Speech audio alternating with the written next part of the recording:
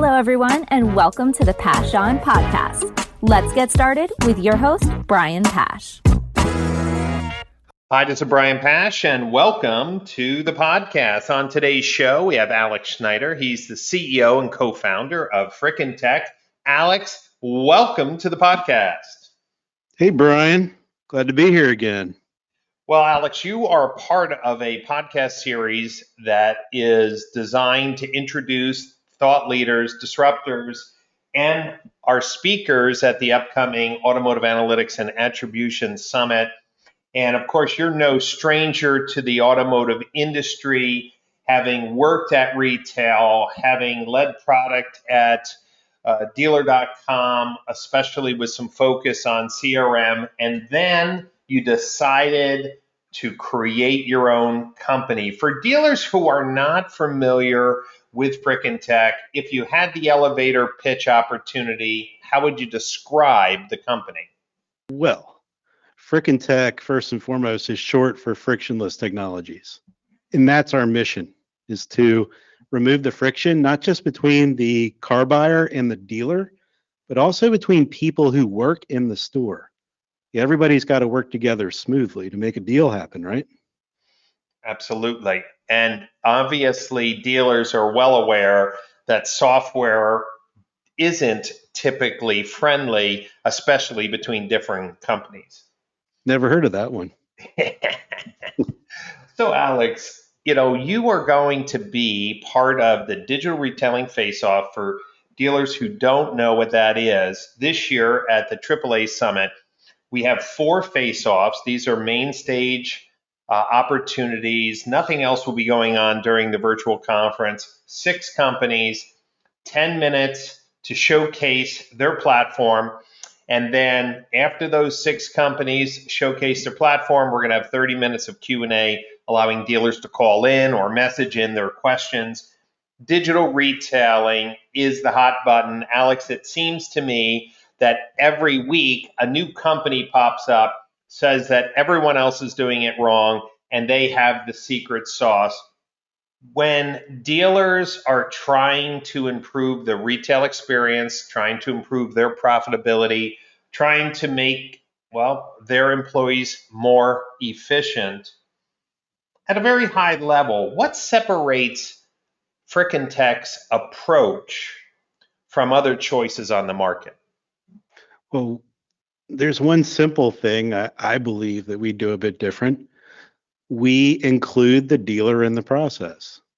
What a novel thought. It's crazy, isn't it? I mean, I have to give credit to a man named Rusty West. He's the he's the president of MarketScan. And he always says there's 5 pieces to the deal. You've got the customer, the dealer, the manufacturer with their rebates and incentives. You have the lending institution, who needs to be accounted for. And then you also have the municipality, which brings in the taxes and registrations and things like that. So without all 5 of those things going into the deal and all 5 of those things accounted for, working together, it's kind of one-sided. That's right. And that's why I think there's so many companies approaching this area, automotive fintech. It's very confusing because everyone says, they're the only one who calculates the numbers properly. I love Rusty and what MarketScan has done. It's an amazing story. And then yet I'm not an expert at market data and all of the banking and lending rules, but people say, oh no, I'm better than MarketScan. And I scratch my head a little bit because they've just been in business 1 year, and I'm trying to figure out, how with what Rusty's built over 25 years, you could be more accurate in 1 year. So I'm a little confused with that, Alex. Have you heard that as well, that everyone's claiming they're the most accurate? How does a dealer cut through the noise? Well, we definitely have looked at other data platforms, and obviously MarketScan's the one we use, and we researched heavily what was out there. And this wasn't my first time, nor the developers who work at Friktionless' first time building a pencil tool. We built one in the past, and we're pretty familiar with what's out there in the space and what has been out there in the space. And I think the best way to think about some of these things is the way the data is provided.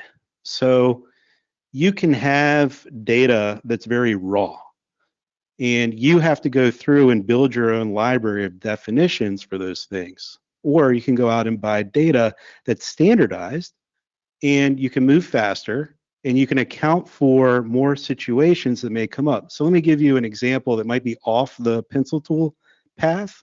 But think of inventory, for example, something we can all wrap our heads around, I believe, where one manufacturer might call a moonroof a hole in the ceiling, Right. and another manufacturer might call it a sunroof, and another manufacturer might call it a moonroof. So if you use a certain data supplier around inventory definitions, you will have to go out and create a library that translates all those different things that account for a piece of glass in the top of a car, and then call it what you're going to call it. Or there are companies out there that provide those translations already and just make things move smoother. So you can get past that single hurdle to begin with. That's a giant one. Well, data accuracy is so important, although we know that the majority of dealers are not seeing a high number of complete, perfect transactions done online. We're obviously moving in that direction as all of retail have pivoted. One of the questions, Alex, we're going to be asking at the AAA Summit is, how do you know your digital retailing platform is working? Like, what are the KPIs or key performance indicators? When a dealer comes to you and installs your platform and follows your training and guidelines that fit within their culture, you mentioned bringing the dealer on board and fully committed, but I'm sure they're going to ask, Alex, how do I know that it's working? What do you tell dealers as indicators that they're doing a good job? You're going to get more leads, right? No, we don't say that at all. Yeah, I'm going to jump off a roof if somebody says that one more time. No, there's the number one thing that we pitch, and we actually guarantee it because it works every time, and it happens the same month the dealer signs up, is that we increase engagement. So basically, we give the dealer a very simple way, and it doesn't really require anything other than the regular setup that we help the dealer with in the onboarding process. And then it's just all automated from there. They never have to touch it again. But it's really just a matter of responding to the internet leads with an engaging message that's relevant to what the customer's asking. And it's really that simple. And when you do that, and it's just the first email response, and we see massive engagement changes. So the number of customers that actually start to talk to the dealer, respond to the emails, reply to the text messages, and whatever it is the dealer's doing, we guarantee at least a 30% lift. So if you had a 16% response rate before that you were measuring in your CRM system, well, you should see that jump up significantly in the first month you turn this thing on. And you go further from there. That's just the first month. Later, we ask the dealers to start looking at what they've sold. So if they're selling cars out of their market area, more cars out of their market area, including used cars in a big way, then that's an indicator that you're doing something right for the customer. And customers who are outside of your typical DMA are now seeing that, and they're saying, okay, you're more trustworthy than all these other dealers around me. I'm going to drive further and go buy that car from them. And the third one is, when you fully embrace this thing, your per vehicle profit on the front end, and it's specifically on the front end, which is what we're all trying to grow, the front end grosses go up. Alex, I've asked a number of companies, what are the KPIs? And I don't remember anyone answering the question with real data as clearly as you've mentioned. I think that's part of the fact that you're a data-driven person and you know that dealers want proof of performance. So you're answering questions clearly, and I know you can back it up. I want to tell a little bit of the backstory for dealers who are listening.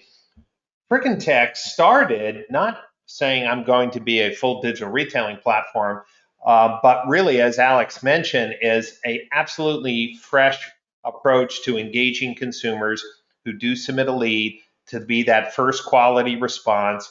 In effect, this is how I describe it, Alex, on the car that they're interested in, giving them their own desking tool that allows them, wherever they are on their mobile phone or their iPad or their desktop computer, to actually work their deal. And as they work their deal, the dealer knows what they're doing.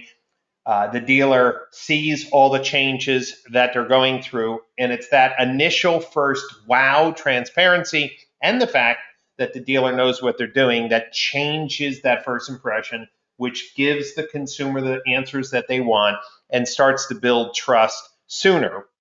And then as that product just revolutionized first quality lead response, it's clear that that same similar technology had to be put on websites. So today, Alex, you've pivoted, and now you have the tools that dealers can use to respond to third-party classified leads or OEM leads, putting the modern retailing tools on the website, and then also using them in the showroom. Is that a fair summary of the evolution of the platform?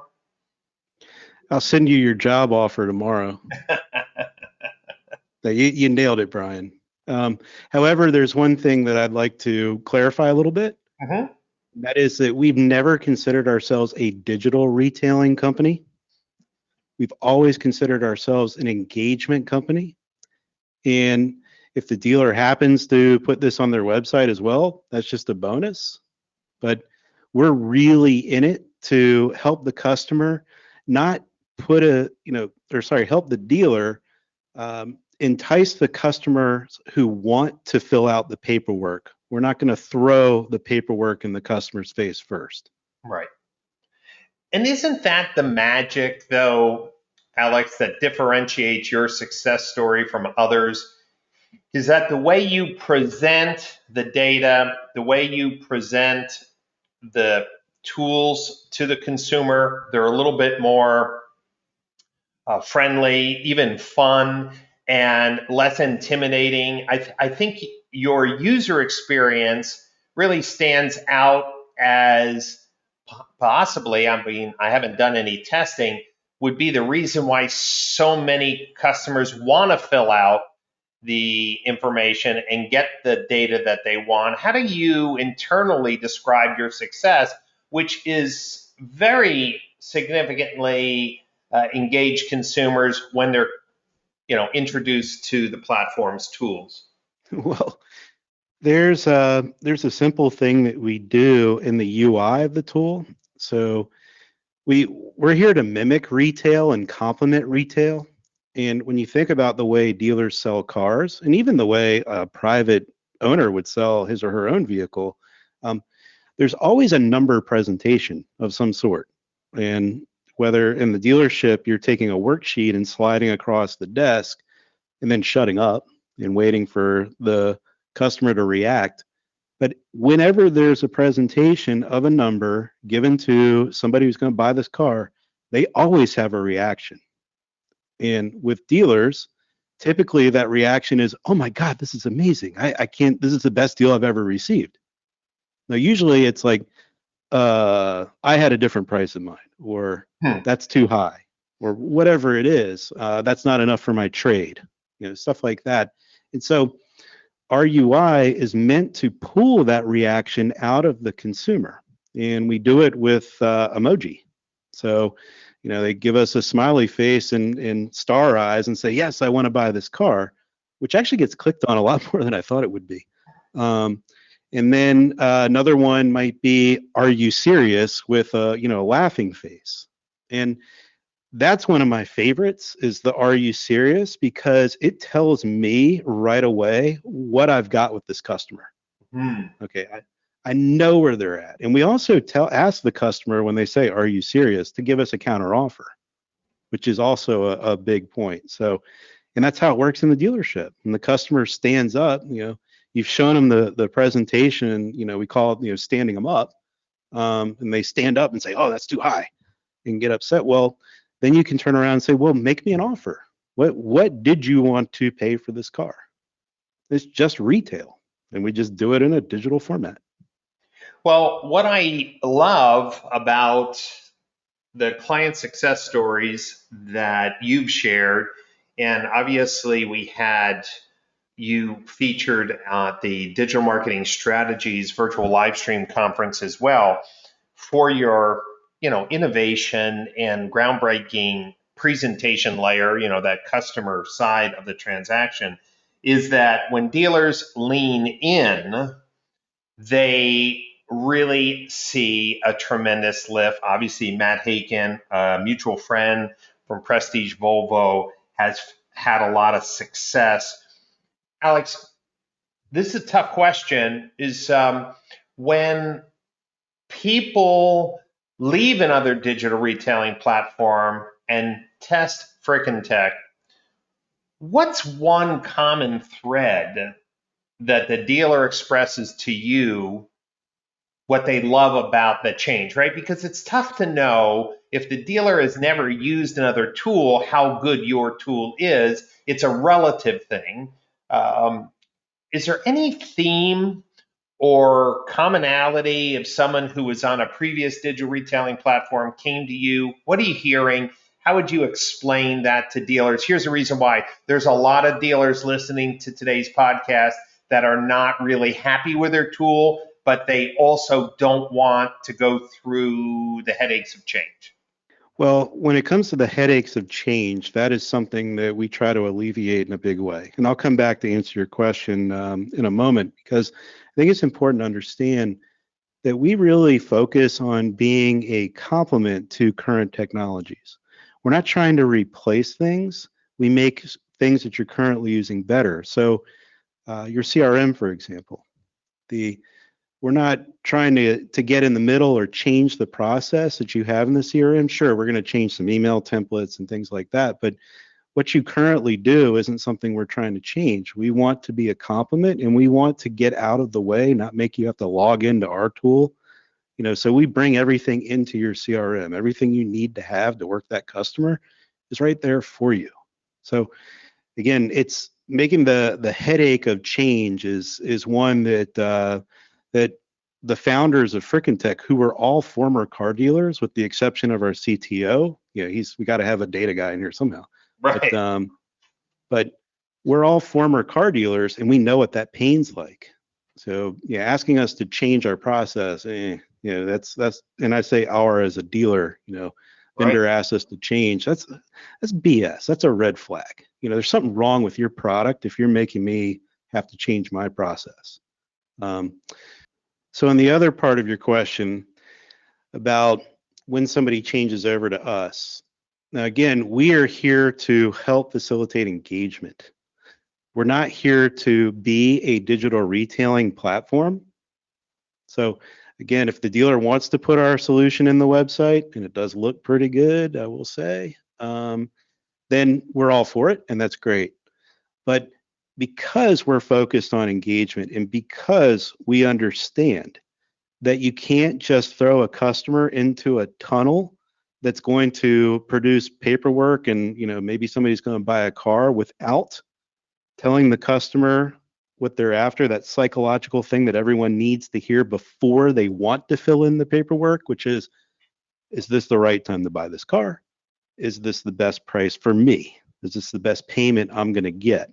We help the dealers answer those questions so the customer will want to travel through the rest of the process. But you can't jump past that part and expect a bunch of customers to buy cars from a website. So we do that. We help that happen. And the reactions we get from dealers who have switched over is more along the lines of, wow, I'm talking to more leads. I'm talking to more customers. How do I take this to the next level? And the one we've been getting lately is, Can you help us make a TV spot for this? Well, that's the cool thing I saw on LinkedIn. Your sales team and Christine has really been good about sharing some of the commercials. I just saw recently a commercial that was being shared about making the car buying process simple. In my most recent book, Remote Retailing Blueprint, was released in September, I talk about the need to create a brand promise that makes it faster, easier, mostly online, to save the consumer time, to make them feel comfortable, brand it, advertise it, because, well, no one wants to spend 4 hours on a Saturday buying a car. And so the dealers who have leaned in and really embraced technology, modernized their sales process, and then created a branding and marketing strategy are winning. And of course, that's all laid out in my new book. Alex, when we talk about success with dealers, you've said this before, I'd like you to repeat it and explain it, that whatever tool a dealer uses, whether it's Frickin' Tech or someone else, to maximize the experience for the consumer, to maximize profit, pricing and presentation has to be consistent. What would you say, or what could you give as an example that dealers could relate to, that their pricing isn't consistent? Because some dealers right now might say, well, hold on, my pricing is consistent. What would you tell them? Well, the pricing can be consistent, but when you show payments, oh wow, it's all over the place. The manufacturer, I hate to point the finger at somebody, but the manufacturer sets this stage early in the customer's journey. So they show customers national ads for special subvened rates or certain payments. They might say, hey, look, you can get this Mercedes for $499 a month, and you need 25% down or whatever it is, but excludes title, taxes, and tax. And then when you go to your local Mercedes dealership and you see that they're running a special on that says $699 a month, okay, because they're a little more realistic or whatever it is, or it's a different car, who knows what, the consumer is not putting two and two together, that whatever's different from what the manufacturer is saying and what the dealer is saying is confusing. So that starts the friction right off the bat. So I saw this thing from trusted OEM. Now I'm over here at dealership who's kind of iffy on the trust level just because he's a car dealer. Now my flag's up, my guard's up. So the way the dealers can break that down is by staying consistent with whatever they put forth, knowing that you're just not gonna, it's gonna be hard to match up what the OEM's throwing out there in all cases. Some OEMs make it easier than others, but it's not always easy, especially with map pricing and things like that. So what you need to do is stay true to yourself.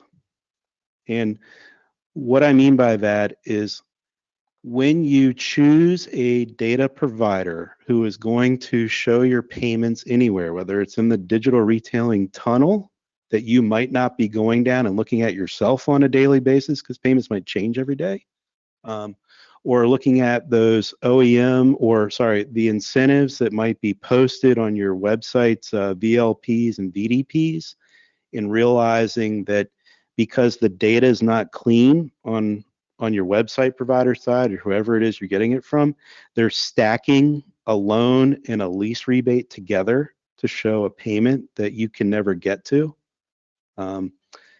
And then also looking at what your people are sending out via email, what they're sending out via text, what they're saying over the phone. So a lot of dealerships are still using an Excel spreadsheet that the sales managers come up with discounts on at the beginning of the month for the internet department. And then the salespeople might be taking a phone up and they're running to the desk to get a number, and the sales manager is just throwing out whatever number comes to mind that day. And then when they're in the showroom, the sales manager is again the point of truth, and the salesperson or whoever's coming to them is getting another number that might be different than what was said over the phone, quoted via email, seen on the website, and all these things are inconsistent. They're also inconsistent in presentation. So an email being sent out might have a typed out price or payment. It might have a PDF. The salesperson might be quoting a price via text message from a photo he took of his computer screen, or I've seen a piece of paper being taken, a photo being taken of and texted. For sure. Yeah, and then a worksheet getting sent out on the floor. So a piece of paper again. And then of course the website's a totally different experience. And those things really aren't controlled by the dealer. So when you have a consistent look and feel, a consistent presentation with the same numbers being shown over again, what ends up happening is the customer sees that you are being transparent, and that's how it gets translated, which then translates into trust. And because they trust you and you're not throwing up their flags of, oh man, that's not right, then they close faster when they see the same thing repeated. And it doesn't matter if your price is higher than the guy down the street, you're being upfront and honest with them. That's how they take it. Well, Alex, that was one of the things when I first saw the Illumiquote product and how you were providing a fast and easy way to provide consistent presentation of affordability of any vehicle that the consumer wanted. You sent them basically a very, very quick link. The consumer had a chance to work and express their feedback on that deal. And that made it super easy for a salesperson to text that out, email it out, or share it even on social media, however, on a messenger. And that was one of the things that was interesting because there was clear vision that wherever the consumer wanted to review the deal, it would be consistent. And that is one of the reasons why I love the product, especially for dealers who are not ready to do a full, renovation of their website. They want to take maybe a little baby steps. And I say, listen, are you responding to leads in the BDC? Yeah. How's the response rate? Horrible. Great. Let me give you a solution that you can turn on right away. And build, like you mentioned, let me have consistent pricing and that, wow, let me have a 30% increase in engagement rate on leads from cars.com or Trade or Car Gurus or from my own website. Then let me build confidence into it with my team. Then let me consider put it on my website. It is really a practical building block for dealers to embrace a more transparent way of selling without scaring them.